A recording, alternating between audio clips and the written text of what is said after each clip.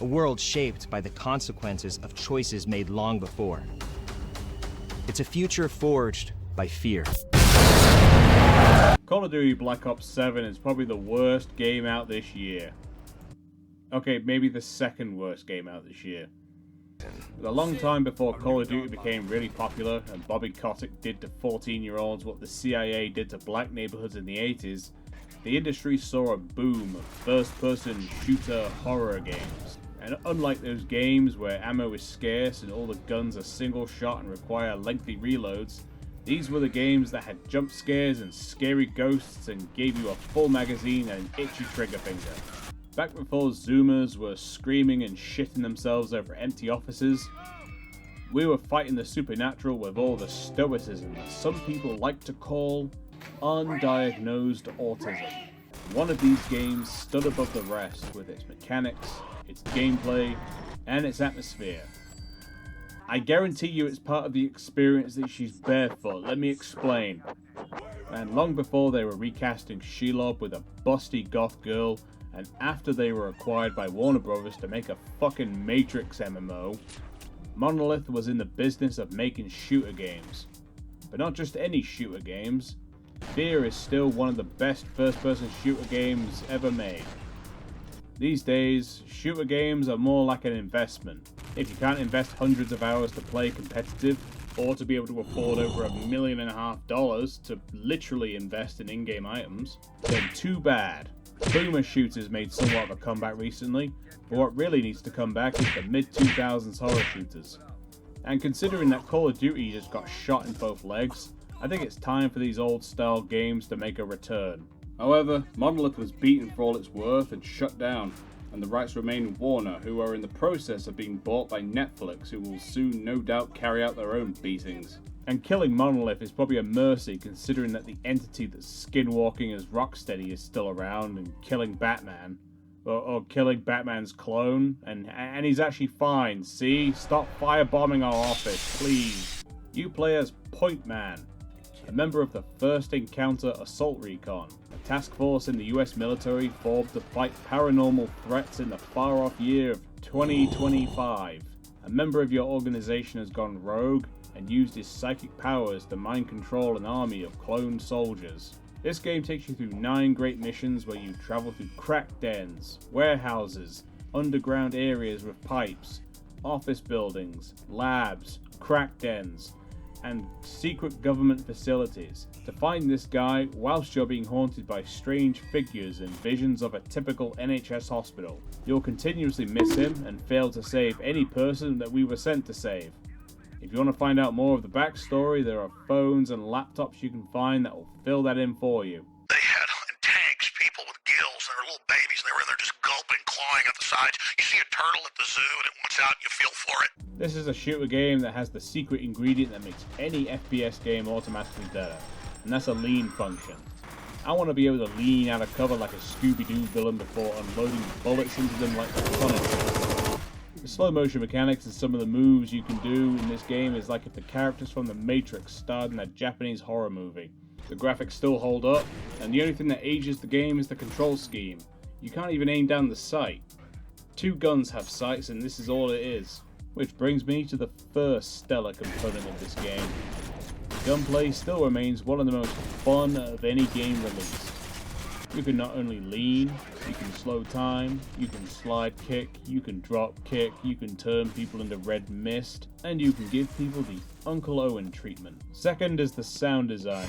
There are occasional horror movie stings that give you tinnitus. In fact, every gun in this game will give you tinnitus if you have the volume loud enough, and it's satisfying to hit the enemies, and these bullets hit the wall harder than your high school prom queen. Third is the lighting and the shadows in this game. Look at this. It looks great, and it doesn't turn your PC into the fucking Challenger spacecraft. Every gunfight leaves a lot of dust in the air that really makes this game feel far more real. Modern graphics aren't shit if your world feels like a sterile, padded playground, you feel me?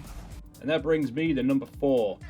This game's levels are populated by some of the best AI I have ever seen. AI can do a lot these days.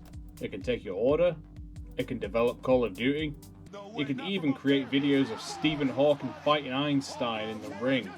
But what few people use AI for is for creating enemies that don't aimlessly run around, stare at walls, or are capable of seeing 10 centimeters in front of them. F.E.A.R set the foundation for a palace that modern companies built a fucking car park on top of. Hawking once said that AI would be the end of us. But what the hell does he know? He was just some skateboarder.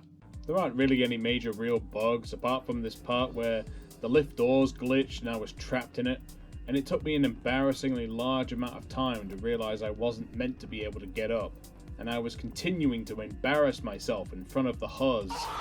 To make things worse, it didn't autosave when it should have, meaning I lost some progress. Something I will criticise this game for is that for a game called F.E.A.R, it's not very scary. Unless you're an anti-natalist, then you'll probably have a heart attack. Though this game's not meant to be scary. Why fear anything when you're as armed as a small nation and can give any would-be horror a hollow point one-way ticket back to the hell it came from? The last two levels of the game are especially disappointing. They're incredibly short, and all of the soldiers with their excellent AI are cast aside for a bunch of flying ghosts that you just stand still and shoot like a House of the Dead game. One more thing I'll criticise this game for is the fact that the game prevents you from turning this cheese puff munching fat sack of shit single-handedly proving the point of the only good subreddit into Swiss cheese for 4 hours. I reflexively fired on him the moment I saw him, but this game obviously knew everyone would do that, so they go a foot above the Todd treatment of making essential NPCs unkillable so the story can happen by making it so that you can't even shoot him. You chase this person of calories through several hallways, following discarded cheese puff bags in the vain hope that you can inject him full of 12 gauge Ozempic, but the game edges you for too long and doesn't even let you finish. A fire alarm. Now let's get into the F.E.A.R expansions. This game's got 2 expansions. Unlike Assassin's Creed Shadows, that first expansion did so well they saw no need for a second one. These expansions were developed by Timegate instead of Monolith, and picks up where the main game left off and adds a bunch of new stuff. A few new weapons, new dismemberments, frame rate issues, new enemies, server disconnects on a single player game. Oh, that's where Treyarch got that from. And hang on a second, this fat piece of shit's still alive. Yeah, fuck this shit, it's not canon anyway. Now for the sequel to F.E.A.R. That's right, Trepang².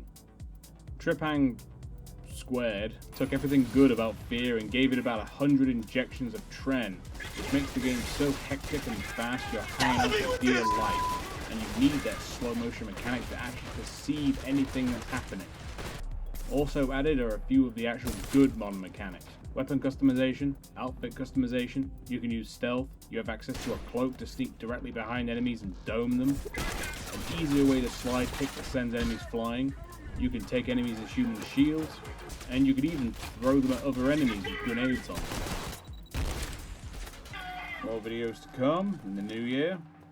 Stay tuned.